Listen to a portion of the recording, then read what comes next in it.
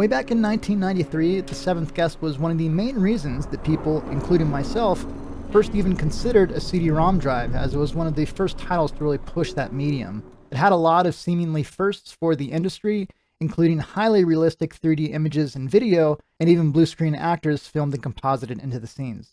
Puzzles, which were the actual game part of the game, to avoid copyright issues, were based on non-copyrighted 18th century puzzles, and were brutally difficult to figure out.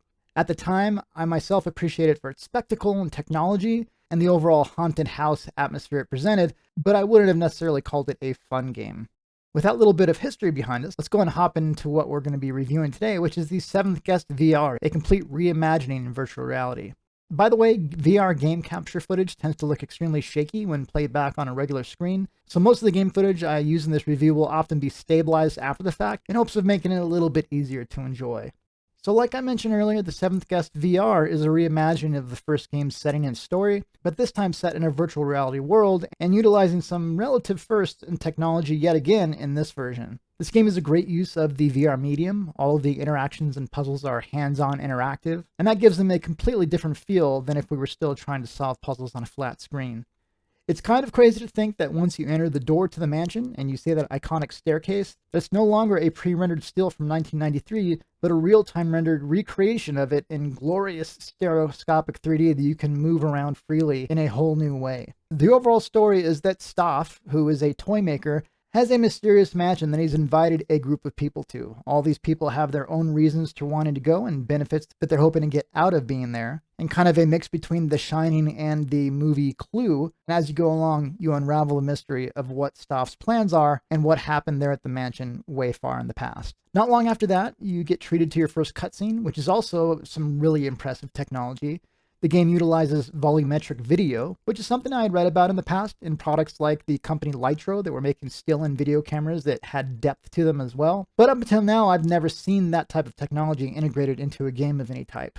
What you end up with is a video that has depth and shape to it instead of a flat surface. The actors were shot against a green screen for easier extraction from that background, and the camera not only captures the video footage, the color and shading and so on and so forth, but for each frame they also capture a depth-based point cloud of where everything is. The neat thing about this is, in a virtual reality world where you can move around wherever you want, this allows for fluidly captured acting that is more or less accurate to the performance with color information to match, but also completely allows you to move around the actors and see them from different angles, just like you would in real life. These aren't polygons, this is volumetric video, and it's pretty darn cool. The atmosphere and mood here gives you a strong dose of nostalgia if you played the original, but it's not at all required. If you've been somewhere like the Haunted Mansion at Disneyland or some other playful haunted house, it almost feels like walking through that. It has a magical and mystical feel to the mansion, with fun and playful acting and secrets to uncover everywhere you go. If you shine your light on the walls and objects of the mansion, wherever the light hits, you see the house in its pristine former glory.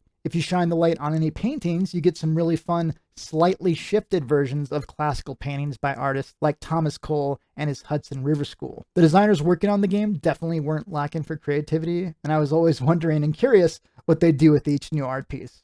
It's worth mentioning the puzzles here are vastly more approachable and not nearly as punishing as in the original. Whereas in the original, my young self would struggle to finish almost anything, here they are tough but fair, and you feel a decent sense of accomplishment each time you solve one. There's been a single puzzle so far that I really just couldn't get my head around for a final solution, but I might not have been understanding the mechanic quite well enough.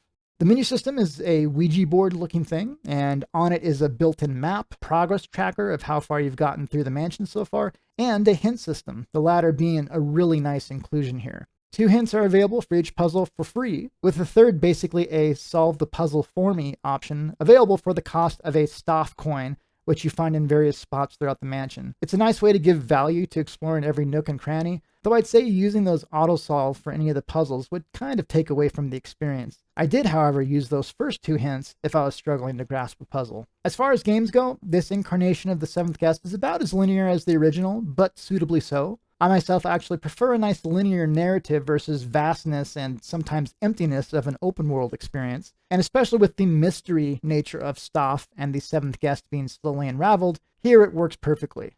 You'll follow the basic structure of solving 3 or so puzzles in a room, Then once you do so, you receive an actor performance in that space, and then the room will be restored to its former glory with new ones unlocking. You typically have a pick of a couple rooms at a time, but from the start, most are locked off and it continues as a guided experience throughout. As far as any downsides, only a couple come to mind. I tend to play VR experiences in an office swivel chair, but the seated setting doesn't seem to put me at an appropriate height, and even when teleporting as close to a puzzle as possible, you may find yourself reaching unnecessarily far to grab a piece or to manipulate an object. What I ended up having to do is teleport and then scoot my seat in real life forward to get myself a closer view. The VR controls can at times be a bit difficult in manipulating the environments and pieces of puzzles, though with some care it becomes only a minor annoyance. I don't think this is much of an issue with the game as it is with VR as a whole, in that you don't have true-to-life tactical feedback of where your fingers are roaming, making it kind of hard to navigate and easy to get caught on objects. Aside from these minor annoyances though,